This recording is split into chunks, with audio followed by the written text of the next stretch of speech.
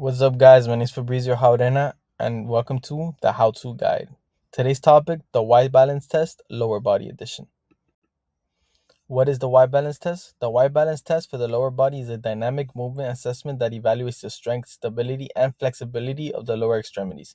It's commonly used in sports performance and rehabilitation settings. The purpose of this assessment is to assess the balance, proprioception, and functional stability of the lower limbs. It helps identify any asymmetries or limitations that may increase risk of injury or affect performance. Now let's talk about how to perform. But before you start the exercise, you got to set up for the exercise. So you're going to get a tape, a measuring tape, or any type of tape, and make it into a Y shape. After putting the tape, put an object on each corner of the Y to have it as a reference point of how far they reached. I used cups in my video. You will then stand on one leg at the starting point of the Y. With the free leg, you will reach in all three directions: anterior, posteromedial, and posterolateral. After reaching on all three sides, record the distance reached with the leg. Here are the things to look for. The distance the cup was moved. Like I mentioned, I used cups in my video, but whatever object you chose to have as the reference point, measure the distance it was pushed. Make sure that the tester doesn't lose balance. This means putting the free leg on the floor or moving their hands around to try to stabilize them, and keeping proper form. What is proper form? Let's go to the next slide.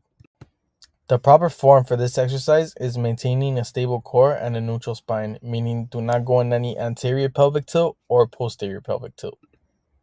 Control the movement with the working leg without excessive hip or trunk rotation, meaning try to stay stabilized with your hips and your trunk, not trying to move around like a little bobblehead. Avoid using your arms to regain balance because this takes away tension from the stabilizers.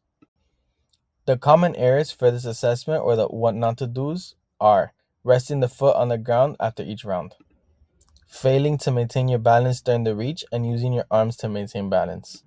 If caught doing these during the exam, the test will be considered invalid and will have to be restarted.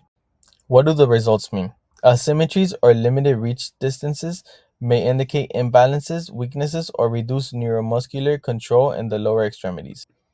Placing the foot on the floor can also indicate imbalances, weaknesses, or reduced neuromuscular control in the lower extremities. This basically means if you do not perform the test perfectly, you have a sort of imbalance or weakness that needs to be fixed.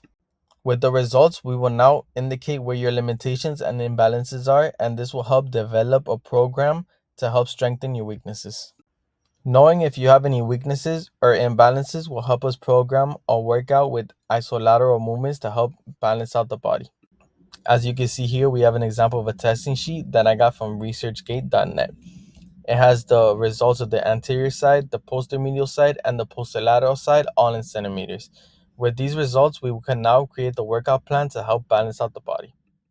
Here you can see the client on one foot and with the other foot reaching for the posterolateral, posteromedial, and the anterior reach. Here's the same assessment from a different view. As you can see, he's trying to stay stabilized while moving the cups to get the measurement of his reach.